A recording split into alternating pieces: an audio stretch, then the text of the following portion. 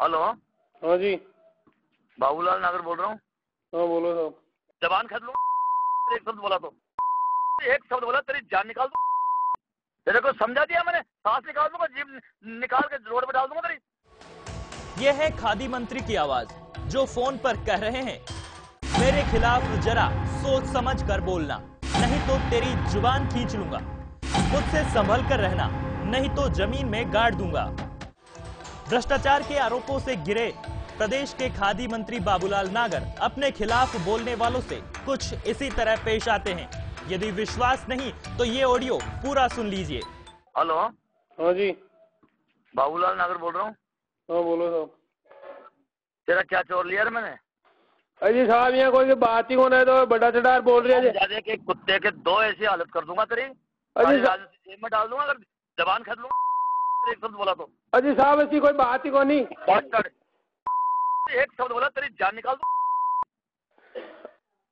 आराम ज्यादा तो मैं क्या चोर लिया तेरा? अजी साहब मैं यहाँ की कोई बात को नहीं था जत्री से यहाँ के खिए खिए कह रही है जो बुला दूंगा तेरी राजनीति एक सेकंड में। औलाद नहीं, मैंने चोर क्या लिया? नहीं साहब मैं कहीं कोई मैं आते ही बात लग रही है ब्राह्मणा के साथ में वो करेजी के बाद में मैं बात ही न करूँ। तेरे को समझा दिया मैंने, सांस निकाल दूंगा, जीभ निकाल के रोड पे डाल दूंगा तेरी। अगर मैंने क्या चोर लिया तेरा? चोर लिया मैंने? अजय मैं कसी बात कर रही हूँ तो मैं थाना सी थाना की होगी साहब, जनता खाना कहीं कहीं खेली। दोबारा होश से रहना, तमीज से रहना। एक शब्द बोला तो जीभ निकाल के जमीन में डाल दूंगा। और ये एक आदमी नहीं बोलेगा। अजी नेता बना मेरे जीव को। अजी साहब थे या अति काई को गुस्सो कर रहा है जो मथा के कदे मथान काई कियो तूने गाली गलौज करेगा तो हमारे भाई साहब जिंदगी सुनो, यदि गाली गलौज भी कोई कह दे ना तो भाई साहब मथा का बोलो था गुलाम रू बोलो। तो यार तू इतना नहीं समझता कि तेरे को इतनी तमीज नहीं, मैं कितनी आदर से बात करता हूँ। भाई साहब तुम मथान कद रह कर अजी भाई साहब मैं आपने कद रह करो दियो। चोर चोर किस चोर लिया किसने? मैंने कुत्ते को लादे कहते एक पैसा खा गया हमारा। तो कौन कह रही था आपने भाई तो आप मारा हमारा पीसा का मैं कहीं खिलावा जैसे तू आपने अजी अतरा बड़ा आदमी मैं कहीं खिलाऊंगा है? अतरा बड़ा आदमी मैं आपने कहीं खिलावा जैसे तू नहीं तूने इस तरह के हल्की अजी भाई साहब मैं दोनों बैठे बैठे यहाँ कर रहा था पेपर में आई जो बाजी में अतरी बड़ा चढ़ार बोल रहे आदमी ये जानता नहीं है तेरे से उठाए गए लोग होते हैं। हाँ तो मैं जान रही हूँ मैं रामलाल जी कर 3 दिन मेरा एमएलए हो गया, कोई है मार कहते कि मेरा एक पैसा खा गया कोई आदमी। अजी तो साहब मैं आपने कहो मैं आपको सम्मान न करा। तेरे को समझा दिया मैंने और दोबारा मैंने सुन लिया तेरे जीभ निकाल के जमीन में डाल दूंगा अगर मैंने एक भी बदला शब्द सुना तो। इज्जत से बात करता हूँ, इज्जत से आदर से रहता हूँ। तो साहब मैं आपको इज्जत मकद सम्मान मकद कमी रहेगी। 3 आदमियों ने गवा दी है मुझे। कौन साहब सोजी राम जी घर माँ के बात है मात्र बेवकूफ आदमी किसी को तू मतलब किसी पे मतलब तू सोच अगर तेरे खिलाफ ऐसी कार्रवाई हो जाए कि तू इस तरह की हरकत करे। अजी तो साहब से कतरा जनता के किए लाग रहे तो तू इतना ही नहीं समझता कि किस आदमी के खिलाफ कैसे गाली गलौज की जाती है? मैं गाली गलौज भी खेरिया देंगे आपने भाई गाली गलौज कर बात कर। हाँ मैं गाली काटी मैंने। अरे पंडित तू कौन गाली काटेगी मैं यहाँ को सोच राम जी आज औलाद में आपने गाली काटी मिल जाएगी कटे सारा दांत में तोड़ूंगा कुछ और कौन ने कहा मन कियो दे साहब ने कियो दे ने नहीं मैं गाली काटी ते तो आखियो गोली काटी होगी मैं बर्तन तू मिल जाए देख दर्शन में अजी थे तो मार दीजिए मैं गाली काटी होगी मैं थाने तू गाड़ी काट रही तो तू चोर बता रही तो बड़े नहीं गाली काटी होगी ते आखियो मैं को पेपर में आई की बात कर रही थी मैं गाली काट में भी कह दिया थी बिचून सरपंचों वो छुड़ायो गया यार रेपा जो माहौल अरे यार बिचून सरपंचों बेटा। हाँ अरे सर जी सोजी राम जी तमीज बात करो ते जिम्मेदार आदमी जो। अरे बीको तो मैं बताऊंगा देख डर तू तो।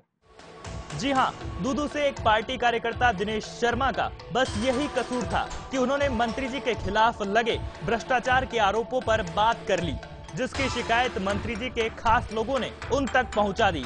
इस पर खादी मंत्री को इतना नागवार गुजरा कि वे अपना आपा खो बैठे और दिनेश शर्मा को फोन पर जमकर गाली गलौज सुना डाली। इतना ही नहीं, मंत्री जी ने उसे मारकर जमीन में गाड़ने तक की धमकी भी दे दी। कलेक्टर साहब का वहाँ जन समस्या समाधान शिविर था दूदू के अंदर, उसमें मैं भी मेरी भाभी को साथ लेकर उसमें पंचायत समिति मेंबर है उसको लेकर मैं दूदू गया था। तो वहाँ जब उसी दिन 15 तारीख को राजस्थान पत्रिका में एक न्यूज लगी थी मंत्री नागर पर कसा शिकंजा, उसको लेकर चर्चा हो रही थी। तो हम और झाग सरपंच साहब बैठे बैठे चर्चा कर रहे थे। उसी समय एक कांग्रेस के कार्यकर्ता भी थे, तो उन्होंने कहा कि आज हमने कहा वहाँ क्या हुआ कि बीपीएल और महिलाओं का एक हा उल्ला होने लग गया। तो उन्होंने कहा कि हमारी मांगे की सुनवाई नहीं है और ये कलेक्टर साहब काम नहीं हो रहा है दूदू के अंदर ऐसे।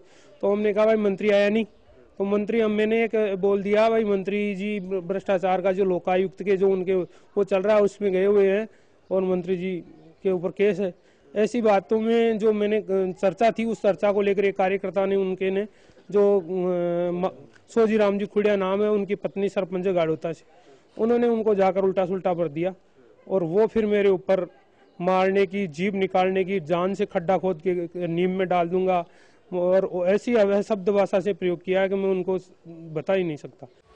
दिनेश का कहना है कि वो चाय की थड़ी पर नागर की एक खबर पर चर्चा कर रहे थे, लेकिन वहां मौजूद गांव के सरपंच ने इसे बढ़ा चढ़ाकर नागर को भड़का दिया।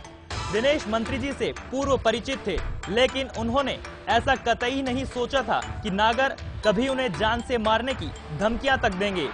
मंत्री जी की धमकियों से सहमे हुए दिनेश फिलहाल छिपे छिपे फिर रहे हैं। इस बारे में वे मामला दर्ज कराने थाने भी पहुंचे, लेकिन वहां भी उनकी सुनवाई नहीं हुई। उनके परिचित और गांव वाले इस धमकी से काफी सहमे हुए हैं। जो ऐसे आज हमारे आतंक फैला रखा है इस प्रजातंत्र में मंत्री महोदय ने, निश्चित तौर से इतनी असभ्य भाषा एक मंत्री को शोभा नहीं देती है। जो ऐसे कई घटनाएं हैं, ये एक घटनाएं नहीं है जिसकी रिकॉर्डिंग अभी आपने सुनी भी है। निश्चित तौर से हम ऐसे हमारे कार्यकर्ताओं की हत्या तो नहीं होने देंगे। वहां यदि इस पे कोई कार्रवाई नहीं की गई तो हम धरना प्रदर्शन देंगे। हम बिल्कुल धरना दे करके वहाँ अनिश्चित काल के लिए बैठेंगे। इस घटना के बाद से ही मंत्री जी मीडिया के सामने आने से कतरा रहे हैं, लेकिन फोन पर उन्होंने इसमें शरारती तत्वों का हाथ होने की बात कही है।